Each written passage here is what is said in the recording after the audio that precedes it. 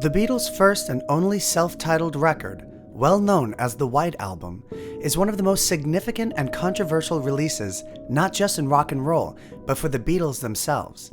Having just changed the world with Sgt. Pepper's, and then a lackluster audience reaction to their Magical Mystery Tour film, rumors amongst the press began to stir that the Beatles were creatively spent. However, those rumors couldn't have been any more wrong. This is the story of the White Album.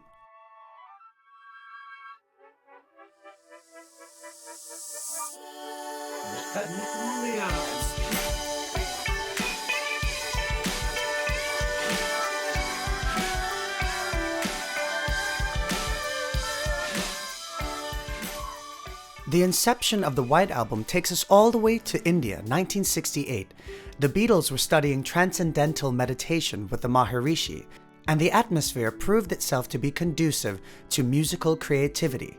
Songs like Dear Prudence, I'm So Tired, and Mother Nature's Son all had their infancy right there in Rishikesh, India.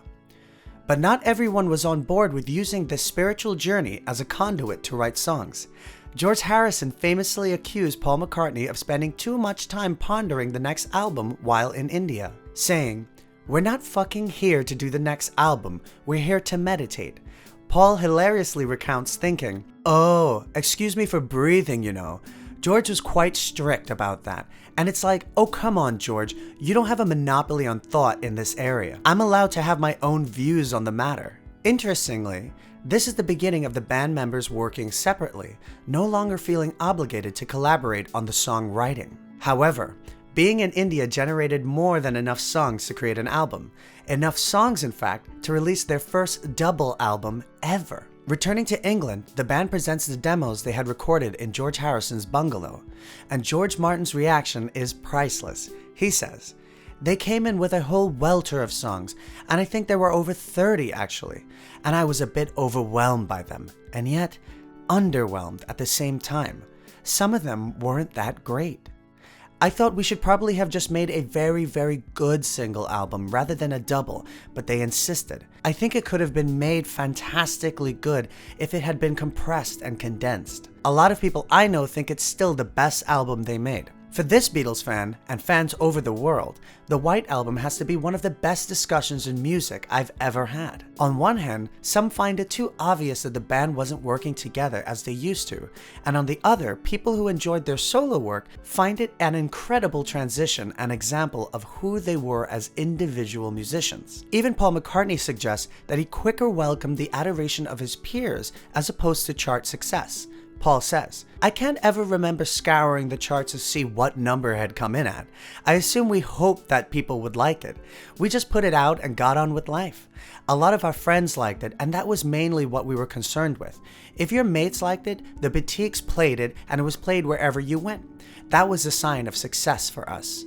I think it's a very good album. It stood up, but it wasn't a pleasant one to make." Paul says it wasn't the easiest album to make, and that can be attributed to many things. The record-making process was mired with annoying difficulties, from new relationships to drugs, but one that stood out is the introduction to Yoko Ono to the recording sessions. John and Yoko were in the first stage of their relationship, and he insisted Yoko be present at the recording studio. This created a bit of animosity within the band, because it had been previously agreed on for years that outsiders weren't to be present during the recordings so consistently.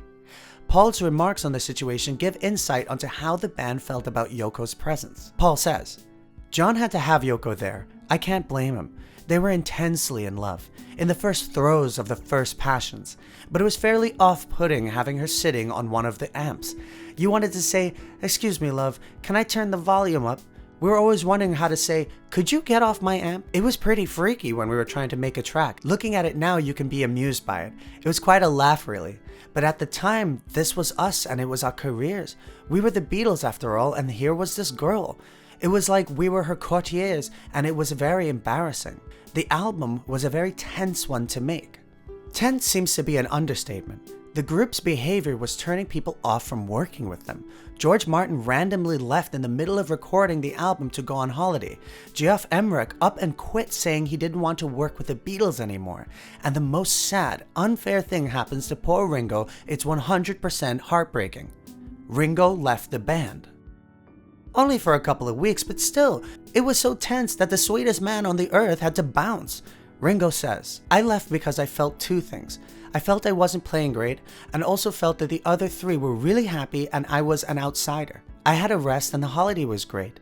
I knew we were all in a messed up stage. It wasn't just me. The whole thing was going down. I had definitely left. I couldn't take it anymore. There were no magic and the relationships were terrible. I'd come to a bad spot in life. It could have been paranoia, but I just didn't feel good. I felt like an outsider. But then I realized that we were all feeling like outsiders, and it just needed me to go around knocking to bring it to a head. I got a telegram saying, "You're the best rock and roll drummer in the world. Come on home, we love you." And so I came back. We all needed that little shake-up. When I got back to the studio, I found George had had it decked out with flowers. There was flowers everywhere. I felt good about myself again. We got through that little crisis and it was great. There were so many songs on this album that I personally would have liked to hear what a collaboration with the rest of the band could have sounded like. But of course, that's impossible. John Lennon said he would have even liked to have contributed to songs like Why Don't We Do It in the Road? But the band was just not what it used to be, John says. That's Paul's. He even recorded it by himself in another room. And that's how it was getting in those days. We came in and he made the whole record. Him drumming, him playing the piano, him singing. But he couldn't. Maybe he couldn't make the break from the Beatles. I don't know what it was, I enjoyed the track. Still, I can't speak for George, but I was always hurt when Paul would knock something off without involving us. But that's just the way it was then. Man, that really is a lot to take in. We can really see in those few events how strained the band was working together. Things had changed, and not everything was going their way. It seems so many good ideas fell on bad luck or difficulty. At first, the album was going to be titled A Doll's House, but then the band family released the album Music in a Doll's House, so they scrapped it. The Beatles wanted the record to be on a clear vinyl disc with a transparent sleeve, but the record company said, no way, too expensive. And in the end, artist Richard Hamilton proposed they should keep it simple but still unique with the cover we now know and love, with the official title, because it had never been done before, The Beatles. It amazes me that even the Beatles, George Martin, and others had worried how well the album would perform. But despite all that tension, the White Album debuted at #1 and spent 24 weeks on the UK charts, and became the Beatles' best-selling album, hitting platinum 19 times, and is one of the best-selling albums in the United States ever. And as far as what the Beatles thought about the whole thing, I think my favorite quote comes from Ringo. He says, "Sgt. Pepper did its thing. It was the album of the decade, of the century maybe. It was very innovative with great songs. It was a real pleasure and I'm glad I was on it. But the White Album ended up being a better album for me."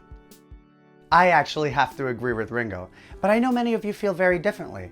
So what's your favorite Beatles album? What's your Desert Island, Can't Live Without It Beatles album? I'd love to know in the comments below. And while you're thinking of your answer, I'm going to leave you with a song from my brand new album to help you consider. See you next time.